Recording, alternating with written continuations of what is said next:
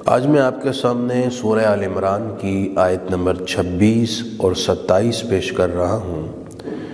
یہ وہ پاکیزہ، مؤثر اور دلکش کلمات ہیں جن کی اثرات کے بارے میں خود نبی اکرم صلی اللہ علیہ وآلہ وسلم کے متعدد فرامین ہیں۔ ایک حدیث پاک یوں ہے، حضرت ابن عباس رضی اللہ تعالیٰ عنہ سے مروی کہ ربی اکرم رحمت عالم صلی اللہ علیہ وسلم نے ارشاد فرمایا، وہ اسم اعظم جس کو پڑھ کر دعا کی جائے تو اللہ تعالیٰ قبول کر لے، وہ سورہ آل عمران کی آیت نمبر 26 ہے۔ حافظ ابو نعیم نے ایک حدیث یوں نقل فرمائی کہ حضرت معاذ بن جبل رضی اللہ تعالی عنہ ایک مرتبہ نماز جمعہ میں آنے سے رہ گئے۔ نبی اکرم صلی اللہ علیہ وآلہ وسلم نے نہ آنے کی وجہ پوچھی۔ انہوں نے عرض کی، یا رسول اللہ، میں نے ایک یہودی سے قرض لے رکھا تھا اور دینے میں دیر ہو گئی، وہ میرے گھر پہنچ گیا، باہر بیٹھ گیا، سوچا کہ یہ باہر نکلیں گے تو میں انہیں پکڑوں گا اور قرض لوں گا، اور میں اس وجہ سے باہر نہ نکلا کہ یہ چلا جائے تو پھر میں نکلوں، کیونکہ اس وقت میرے پاس دینے کو کچھ نہیں۔ وہ تھک ہار کر واپس چلا گیا تو حضرت معاذ بن جبل اپنے گھر سے نکلے، حضور کی خدمت میں پہنچ گئے۔ یا رسول اللہ، یہ وجہ تھی، مجھے آنے میں دیر ہو گئی اور میں جمعے سے رہ گیا۔ نبی اکرم رحمت عالم صلی اللہ علیہ وآلہ وسلم نے حضرت معاذ بن جبل پر مہربانی فرمائی اور ان کے ذریعے سے پوری امت پر مہربانی اور شفقت فرمائی۔ آپ نے ایک اہم ترین راز سے پردہ اٹھایا۔ فرمایا، کیا میں تمہیں قرآن مجید کی ایسی آیات بتاؤں، اگر تم ان کو روزانہ پڑھو تو روئے زمین کے برابر سونا، گولڈ اگر تم پر قرض ہو تو ان آیات کی وجہ سے وہ بھی اتر جائے۔ عرض کیا، رسول اللہ مہربانی فرمائیں، مجھے ضرور بتائیں۔ تو سرکار کریم علیہ السلام نے ان کو سورہ آل عمران کی آیت نمبر 26 اور 27 پڑھنے کا فرمایا۔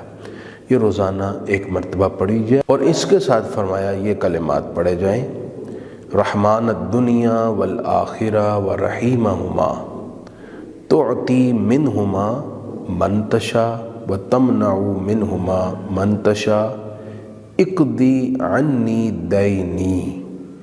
یہ کلمات پڑھے جائیں روز، جب یہ آیات پڑھی جائیں اس کے بعد، تو انشاءاللہ اللہ تعالیٰ غیب سے مدد کر کے روئے زمین کے برابر سونا بھی قرض ہو تو اتر جائے گا۔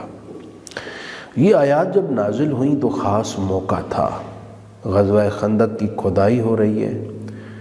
رحمت عالمین صلی اللہ علیہ وسلم نے ایک مضبوط ترین چٹان جو صحابہ سے ٹوٹ نہیں پا رہی تھی، آپ نے کدال لے کر خود ضرب لگائی، اس میں سے روشنی نکلی، تو آپ نے یوں ارشاد فرمایا کہ اعطیت مفاتیح الشام، میرے صحابہ، مجھے رب نے شام کی کنجیاں عطا کر دیں، اور میں یہاں کھڑے ملک شام کے سرخ محلات دیکھ رہا ہوں۔ پھر ایک اور ضرب لگائی، فرمایا اعطیت مفاتیح فارس، اللہ نے مجھے فارس کے کنجیاں بھی عطا کر دیں، اور میں یہاں کھڑے مدائن کے محلات کو دیکھ رہا ہوں۔ پھر آپ نے تیسری ضرب لگائی تو چٹان پاش پاش ہو گئی، اور آپ نے ارشاد فرمایا، میرے رب نے مجھے یمن کی کنجیاں بھی عطا کر دی۔ یعنی وہ وقت دیر نہیں جب یہ ساری سلطنتیں میرے صحابہ تمہارے زیر نگیں ہوں گی اور اسلام کی حدود میں داخل ہو جائیں گی۔ یہ بات جب منافقین کو پتہ چلی، انہوں نے واویلا کیا اور کہا، دشمن سے بچنے کے لیے یہ خندقیں کھود رہے ہیں، خود غیر محفوظ ہیں، اور بات کر رہے ہیں کہ ہم روم اور ایران جیسی طاقتوں کو جو اس زمانے کی بہت بڑی طاقتیں تھیں، ان کو فتح کر لیں گے، یہ ان کو فتح کرنے کی بات کر رہے ہیں۔ یہ منافقین کی بات جب نبی پاک صلی اللہ علیہ وسلم کو پہنچی تو اس وقت اللہ تعالیٰ نے فرمایا کہ محبوب آپ یہ آیت پڑھیں۔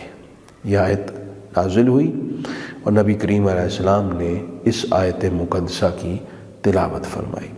گویا کہ اس میں یہ میسج دیا گیا کہ اللہ مالک ہے، جسے چاہے سلطنت، بادشاہی اور ملک عطا کر دے۔ اصل فوکس، رجوع اور توجہ اس کی طرف ہو۔ وہ چاہے تو عاجز کو طاقتور بنا دے، وہ چاہے تو کمزور کو توانا کر دے، وہ چاہے تو فقیر کو بادشاہیاں عطا کر دے۔ وہی ہے جو سب کچھ کرتا ہے۔ آئیے اب اللہ تعالیٰ کے ان فرامین جو سورہ آل عمران کی آیت نمبر 26 اور 27 میں ہیں، ان کا ترجمہ سماعت کرتے ہیں۔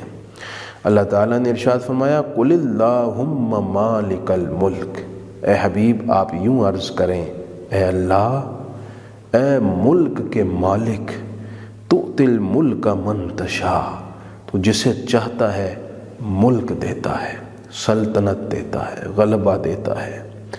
وَتَنزِعُ الْمُلْكَ مِمَّن تَشَاءُ، اور جس سے چاہتا ہے ملک اور بادشاہت چھین لیتا ہے۔ وَتُعِزُّ مَن تَشَاءُ، جسے چاہتا ہے عزت دیتا ہے۔